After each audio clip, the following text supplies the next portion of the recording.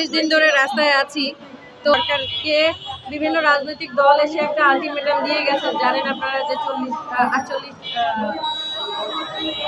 ঘন্টা আলটিমেটাম দিয়েছিল, কিন্তু সেই আলটিমেটাম সরকার উপেক্ষা করেছে এবং সরকার তাদের সাথে বা আমাদের সাথে নতুন করে আর কোনো যোগাযোগ করার চেষ্টা করেন নাই। তো এই যে সরকারের একটা, কি বলবো এটাকে, বলেন তো সঠিক ওয়ার্ড কি বলা যায়, যে ফেলে রাখা মন মানসিকতা, যে দেখি তোরা কতদিন রাস্তায় পড়ে থাকতে পারিস, এই ধরনের একটা স্বেচ্ছাচারিতা, এই জিনিসটা আমরা মেনে নিচ্ছি না বলে আজকে প্রতিবাদ সভা। বা এই যে আমাকে ওয়াদা দিয়ে চাকরি করানো, যে আপনাকে রাজস্ব স্থানান্তর করা হবে, আপনি আপনার সর্বোচ্চ দিয়ে কাজ করেন, তো এরকম মিথ্যা ওয়াদা দিয়ে কেন কাজ করতে হবে? মেধাবী স্টুডেন্টগুলোকে কেন এই মিথ্যা আশ্বাসের জালে ফেলে তারপরে তাদেরকে তাদের জীবনের যে গোল্ডেন টাইম সেটাকে কেড়ে নিয়ে তারপরে তাদেরকে রাজনৈতিক ট্যাগ ব্যবহার করে কেন বিদায় করতে হবে? এর থেকে ভালো অন্য কোনো আর প্রসেস কি ছিল না সরকারের? এই যে রাজনৈতিক ট্যাগ দিয়ে বিদায় করা, এটাও একটা অন্যায় ট্যাগ। কারণ হচ্ছে তাকে আগে প্রমাণ করতে হবে যে কোন মেয়েটা কোন ছাত্র দলের কোন ছাত্র লীগের সদস্য ছিল, এটা তো তাদেরকে প্রমাণ করে তারপরে এটা ট্যাগ দিতে হবে, তাই না? আপনারা যারা গণমাধ্যম কর্মী আছেন, আপনাদের কাছে না প্রমাণ আছে এমন কোনো বিষয় নেই, তাই না? আপনাদের মাধ্যমে যে কোনো কিছু খুঁজে বের করা যায় খুব সহজে। যারা পুলিশ ভাইরা আছে তাদের মাধ্যমে ইনফরমেশন খুব সহজে খুঁজে বের করা যায়। তাহলে ওনারা সেইগুলো না খুঁজে বের করে কেন মেয়েদেরকে একটা গণট্যাগ ব্যবহার করে বিদায় দিবে? কি কারণ? কারণ হচ্ছে ওনারা যে ওয়াদা করেছে আমাদের রাজস্ব স্থানান্তর করবে, এখানে কাগজপত্র লেখালেখি করতে ওনাদের কষ্ট হবে, তার থেকে বিদায় করে দেওয়া অনেক বেশি সহজ, তার থেকে নতুন করে বাণিজ্য করা অনেক সহজ, তার থেকে এই যে মেয়েদেরকে শোষণ করা অনেক বেশি সহজ, তাই না? এই যে মেয়েদেরকে দেখেন, আমাদের যেটা কথা ছিল যে আমাদের রাজস্ব স্থানান্তর করতে হবে, চাইলে কিন্তু তারা মানে সময় মতো যদি কাজগুলো শুরু করতো, হয়তো বা এতদিন আমাদের রাজস্বের বেতন আমরা তুলতে পারতাম, আমাদের রাস্তায় এসে এভাবে করে আন্দোলন করতে হতো না, ঘর সংসার অফিস ফেলে 42 দিন রাস্তায় পড়ে থাকতে হতো না।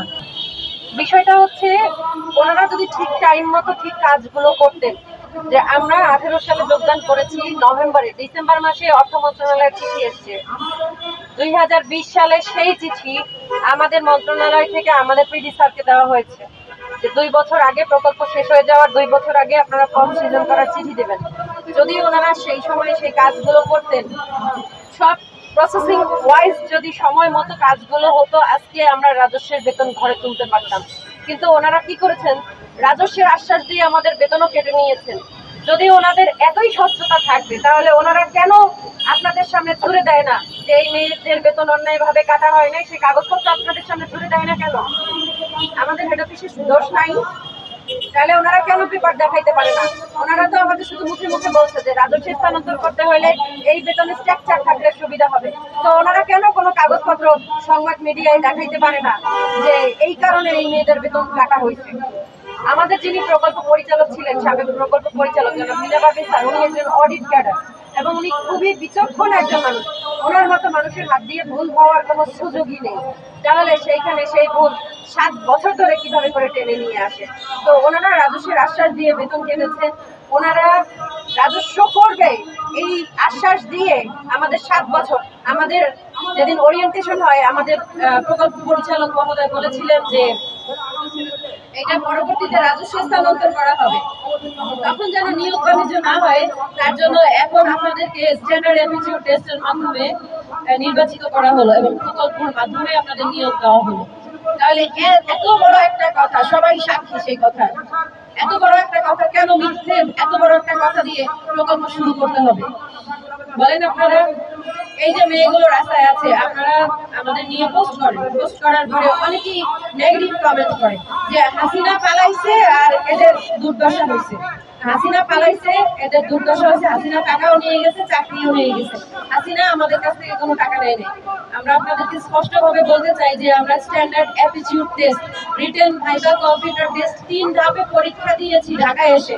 আমাদের চাকরির সাথে হাসিনার কোনো সম্পর্ক নাই, কারণ হাসিনা এই মুখগুলো কোনোদিন দেখে নাই। আর যারা বলতেছেন যে সব ছাত্রলীগের নেত্রীগুলা চাকরি পাইছে, আপনারা প্রমাণ দিয়ে তারপরে কথা বলেন যে কোন মেয়েটা কোন সময় কোন আমলে কোন ছাত্রলীগ শাখার সদস্য ছিল, নেত্রী ছিল। আমি যদি কোনোদিন একটা মিছিল করতাম, আমার ছবি কি থাকতো না? আমি যদি ছাত্রলীগের হইতাম, সবই তো মিডিয়ায় ভাসতেছে কারা নেত্রী ছিল, কারা নেতা ছিল, তাই না? তাহলে আমাদের তথ্যগুলো কি থাকতো না? তাহলে কেন আমাদের কোনো তথ্য প্রমাণ নাই? তারপরেও কেন আমরা ছাত্রলীগের নেত্রী?